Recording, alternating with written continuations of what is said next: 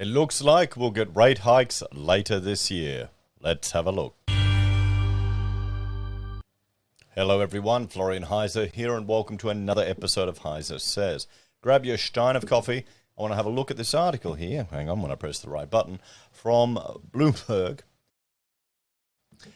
Discussing some comments from our Reserve Bank Governor. Australian rate hikes later this year plausible. So it's plausible. So does that pretty much mean rate hikes are guaranteed, or is he going to hold off until it's too late? That's the challenge. So, for those of you that are playing along at home, the cash rate is still at 0.1%. Now, while we have seen interest rates go up for a lot of mortgage holders, the Reserve Bank hasn't lifted rates yet on the cash rate. So, an interest rate increase in Australia this year is plausible, Reserve Bank Governor Philip Lowe said, as policymakers try to gauge whether a surge in prices driven by Russia's invasion of Ukraine will result in sustainable return of inflation to target. But you know what it'll be. They'll be above their inflation target. Then they want to be in the band between 2 and 3%. They'll be 5, 7, 8%. Well, they're not in the band, so they can't raise rates. That's it. Don't worry. We don't have a plan that's locked in, he said in response. Now, they're just going along for the ride. It's the RBA. We're Australia. We're just a colony on the edge of the planet that sends natural resources around the planet. That's it.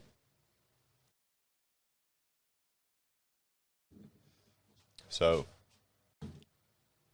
Lowe said in response to a question Wednesday on whether the RBA will hike if inflation data released in April is very strong. We are looking at every month and data that's coming in. Earlier in his speech, Lowe told the Australian Financial Review Business Summit that in the current uncertain environment, where Australia's wages growth and underlying inflation are weaker than elsewhere, the RBA can take the time to assess incoming information and review how uncertainties resolve.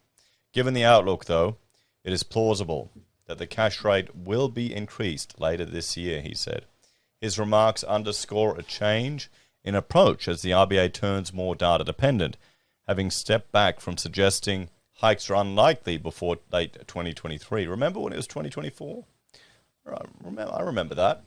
Maybe I'm just imagining things. The tweak in the narrative also suggests Lowe could soon join counterparts from the Federal Reserve to the Bank of England, who are either preparing to raise rates to counter inflation or have already done so. But unlike global peers, Lowe isn't closing off his options, underlying that the RBA does have scope to remain patient. He highlighted the dangers of raising rates too early, which could jeopardize pushing unemployment even lower. I mean, would we even want that? We're still paying a lot of attention to what's going on in the labor market.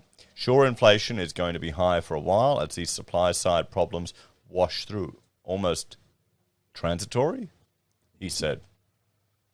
After they wash through, it's really going to be important what labour costs are doing at the moment. The RBA last month ended its massive bond buying program, citing a stronger economic outlook, unemployment at a 13-year low, and a 4.2% and faster inflation. Financial markets are pricing in a 15 basis point hike in June, while a majority of economists predict an August move. Lowe today sounded closer to raising rates than at any other time over the pandemic, said Gareth Arrett, head of Australian economics at CBA, who expects a hike in June.